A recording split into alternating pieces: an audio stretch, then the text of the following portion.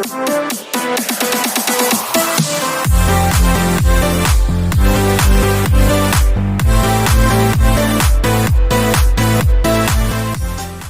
Students, मैं doctor Kirtivardhan Srivastava आज आपको पढ़ाने जा रहा हूँ हिंदी व्याकरण से वाक्य परिचय।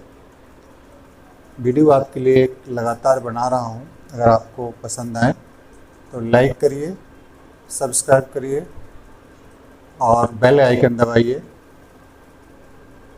कुछ हमारे ग्रुप हैं व्हाट्सएप, इंस्टाग्राम और फेसबुक, इनके आपको लिंक मिल जाएंगे,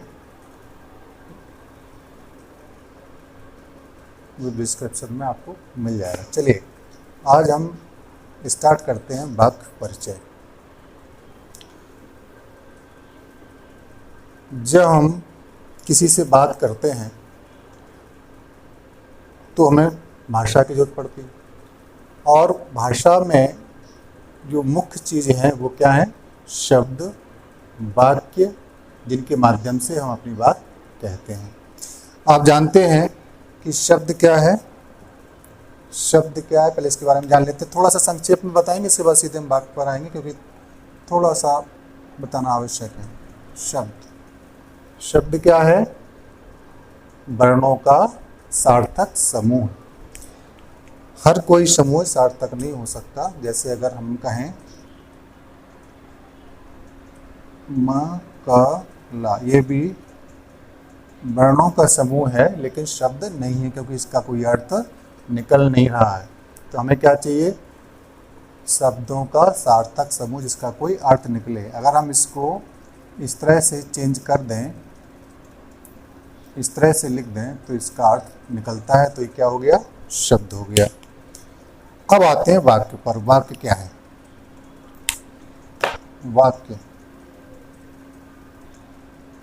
वाक्य क्या है? ये भी एक शब्द क्या था? वर्णों का समूह, सार्थक समूह। और वाक्य है शब्दों का सार्थक समूह, वाक्य कहलाता है। जैसे मैं उसे जानता हूँ, तो ये क्या है? वाक्य है, क्योंकि इसका अर्थ निकल रहा है, ये वाक्य है।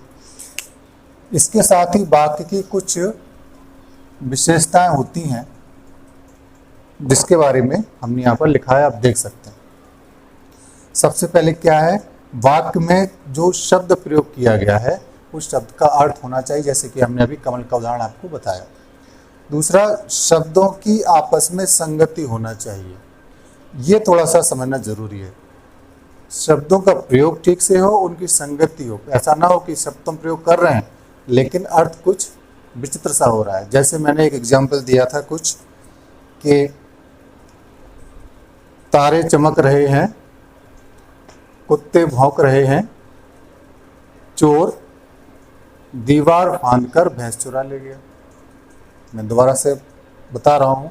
तारे चमक रहे हैं, कुत्ते भौंक रहे हैं, चोर दीवार फांदकर भैंस चुरा ले गया। अब इसको अगर इसकी संगति अगर गलत हो जाए, शब्दों का प्रयोग अगर गलत हो जाए, तो अर्थ बड़ा विचित्र निकलता है। इसको अगर करके देखें, अगर ये हो कि कुत्ते चमक रहे हैं, तारे भौंक रहे हैं, चोर भैंस फांदकर दीवार चुरा ले गया, तो ये जो संगति है वो उचित नहीं है।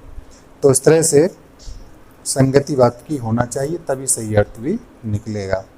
इसके बाद क्या है? वाक्य की पूर्ण अर्थ की क्षमता। वाक्य जब हम लिखें तो उसका पूरा अर्थ होना चाहिए, अधूरा अर्थ नहीं होना चाहिए, पूरा अर्थ होना चाहिए, है ना। जैसे अगर हो कि मैं हूँ, कोई अर्थ निकल रहा है? नहीं निकल रहा है। लेकिन अगर इसमें मैं कह दूं मैं डॉक्टर हूं, अब अर्थ निकल रहा है। तो शब्दों का समूह तो हो, ये तो जरूरी है, लेकिन पूर्ण अर्थ की क्षमता भी होना चाहिए। तो इस तरह से ये हुआ। और क्या होना चाहिए, वाक्य का निश्चित क्रम होना चाहिए, वाक्य का निश्चित क्रम होना चाहिए। कैसे वाक्य का क्रम क्या होगा, जैसे हिंदी वाक्य है उसका जो क्रम होता है वो होता है इस प्रकार, सबसे पहले क्या आएगा, कर्ता, कर्ता, इसके बाद कर्म और उसके बाद क्रिया। ये हिंदी वाक्य का क्रम है, निश्चित क्रम है। वाक्य एक उदाहरण के द्वारा स्पष्ट करते हैं, जैसे वह उसे पढ़ाता है, वह उसे पढ़ाता है। तो इसमें कर्ता क्या है, वह, कर्म क्या है, उसे, और क्रिया क्या है, पढ़ाना। तो इस तरह से वाक्य का जो क्रम है, कर्ता, कर्म और क्रिया, कर्ता को इंग्लिश में क्या बोलते हैं, सब्जेक्ट, और कर्म को ऑब्जेक्ट, क्रिया क्या होती है, वर्ब। तो इस प्रकार से वाक्य परिचय, आप इन चीज़ों का ध्यान रखेंगे तो समझ पाएंगे कि वाक्य क्या है। तो अभी आपने सीखा कि वाक्य क्या है, वाक्य क्या होता है, इंट्रोडक्शन आपने देखा। अब हम पढ़ते हैं कि वाक्य के अंग कौन कौन से हैं। जैसे आप देख पा रहे हैं कि वाक्य के अंग दो हैं, एक उद्देश्य और दूसरा विधेय। एक उद्देश्य और दूसरा विधेय। उद्देश्य क्या होता है, वाक्य में जिसके बारे में कुछ कहा जाए वह उद्देश्य होता है। वाक्य में जिसके बारे में कुछ कहा जाए वह उद्देश्य होता है। जैसे उदाहरण के लिए, उदाहरण मैं यहाँ पर दूं, मोहन पतंग, मोहन पतंग उड़ाता है, मान लीजिए ये वाक्य है।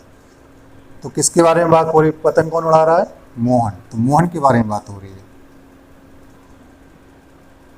है ना, मोहन के बारे में बात हो रही। तो मोहन क्या हुआ, उद्देश्य।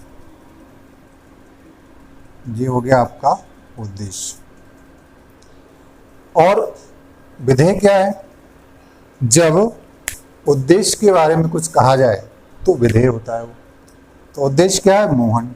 उद्देश्य क्या है, मोहन। और मोहन के बारे में क्या कहा जा रहा है कि वह पतंग उड़ाता है।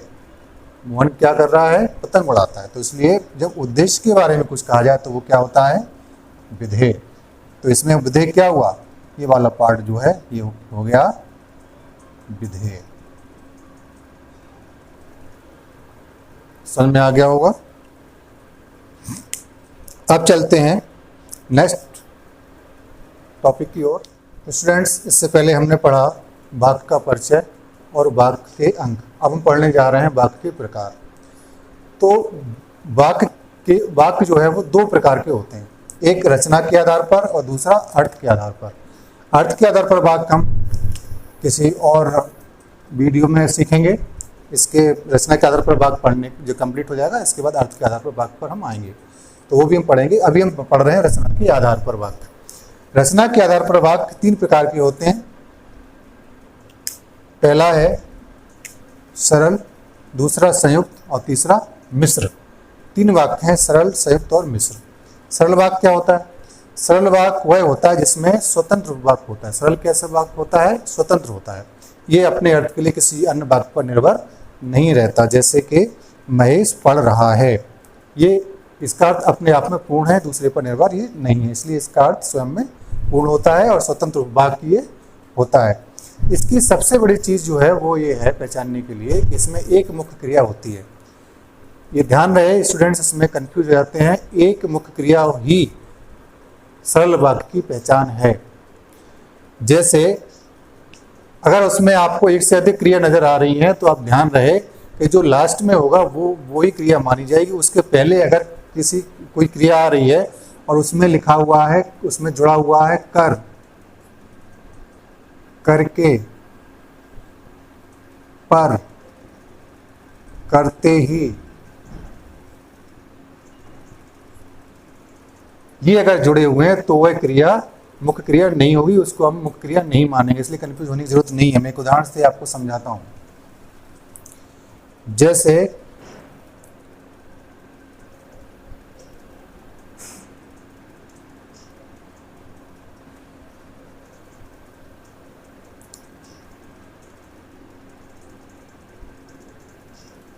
एक सेंटेंस है, वो है यहां आ गया, तो ये हो गया क्रिया। एक चीज, एक चीज तो सिंपल है। अगर मान लीजिए ये हो कि वह काम खत्म करते ही, वह काम खत्म करते ही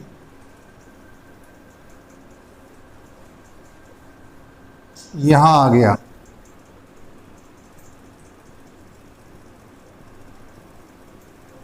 तो ये भी सरल वाक्य। आप करते ही जो है इसको आपको नहीं जोड़ना है। आपको लास्ट में जो क्रिया दिख रही है यही मुख्य क्रिया होगी। इसके पहले जो भी होगा वो आपकी क्रिया मुख्य क्रिया नहीं होगी, उसको नहीं देखना है। आप करते ही की जगह हम ये भी कर सकते हैं, वह काम खत्म करके, वह काम खत्म करके यहाँ आ गया। या ऐसे ही कह सकते हैं, काम खत्म करने पर, काम खत्म करने पर वह यहाँ आ गया। तो इस प्रकार से आपको जो भी यहाँ पर क्रिया जैसी दिखेंगी उसको आपको नहीं जोड़ना है। आपको जो लास्ट में होगी वो मुख्य क्रिया होगी। जैसे इसमें आ गया मुख्य क्रिया है, और इसके पहले जो क्रिया हैं वो पूर्वकालिक क्रियाएं होती हैं, उनको आपको नहीं देखना। इसलिए कंफ्यूज होने की जरूरत नहीं है। सरल वाक्य में एक ही क्रिया होगी जो मुख्य क्रिया होगी। क्लियर है? चलिए अब चलते हैं हम संयुक्त वाक्य की ओर। संयुक्त वाक्य में देख पा रहे हैं आप, दो या दो से अधिक स्वतंत्र उपवाक्य होते हैं। सरल वाक्य में कितना होता था? एक। और संयुक्त में कितने हैं? दो या दो से अधिक स्वतंत्र उपवाक्य होते हैं। और ये स्वतंत्र उपवाक्य जो होते हैं ये सरल उपवाक्य, सरल वाक्यों से मिलकर ही संयुक्त वाक्य बनता है। तो उपवाक्य कैसे होते हैं? जैसे हमने लिखा हुआ है यहाँ पर, सरल वाक्य होते हैं। और ये जो सरल वाक्य हैं ये योजक पद, इंग्लिश में बोलते हैं कंजक्शंस, उनसे ये जुड़े रहते हैं। कौन कौन से कंजक्शन होते हैं? आप देख पा रहे हैं, किंतु, अथवा, पर, या, एवं, तथा इत्यादि। इनसे ये जुड़े होंगे तो ये संयुक्त कहलाएंगे, और दो से या दो से अधिक हो सकते हैं। जैसे वह यहाँ आया और मेरे साथ खेला। अब यहाँ पर आप देख रहे हैं यहाँ पर एक योजक पद और से दो वाक्य जुड़े हुए हैं। एक है वह यहाँ आया और दूसरा है मेरे साथ खेला। अब अगर हम इसमें और शब्द हटा दें, ये योजक पद हटा दें, तो दो वाक्य बन गए। ऊपर कौन सा है? वह यहाँ आया, ये सरल वाक्य क्योंकि एक ही क्रिया है इसमें, आया। और नीचे मेरे साथ खेला, ये भी एक ही क्रिया है, तो ये भी सरल वाक्य है। तो दो सरल वाक्यों से मिलकर बना है, और बीच में कौन सा क्या लगा है? और। तो ये योजक पद जो हैं इससे जुड़े होंगे, दो या दो से अधिक वाक्य हो सकते हैं। तो ये क्या हुआ? संयुक्त। संयुक्त मतलब जुड़ना। तीसरे वाक्य की ओर चलते हैं, वो है मिश्र। मिश्र वाक्य जो हैं वो एक से अधिक उपवाक्य होंगे, एक से अधिक उपवाक्य होंगे। उन उपवाक्यों में एक प्रधान उपवाक्य होगा और दूसरा आश्रित उपवाक्य होगा, जिन्हें हम गौड़ उपवाक्य भी कहते हैं। और इसमें आश्रित उपवाक्य जो है वो प्रधान उपवाक्य पर निर्भर रहता है, ये आपको इसमें देखना होगा। और कुछ जब दो वाक्य हैं तो निश्चित रूप से जुड़े होंगे। तो योजक पद किससे जुड़े होंगे? वो हैं जब तक, तब तक, जो, सो, जो, वह, वही, जिसे, जिसे, उसे, यदि, तो, इत्यादि। ये जो योजक पद हैं, जो जोड़ने वाले जो पद हैं, ये पेयर्स में आते हैं, जोड़े में आते हैं, ये ध्यान रखना है। जैसे उदाहरण के लिए लिखा हुआ है, यदि वह आता तो मैं उसे हिंदी पढ़ाता। यदि वह आता तो मैं उसे हिंदी पढ़ाता। तो यहाँ पर आप देख रहे हो कि जो यदि और तो इनसे जुड़े हुए हैं, और वह आता एक वाक्य है, और मैं उसे पढ़ाता, मैं उसे हिंदी पढ़ाता दूसरा वाक्य ये। तो ये दो वाक्य हैं, एक इसमें मुख्य वाक्य है और एक आश्रित वाक्य है।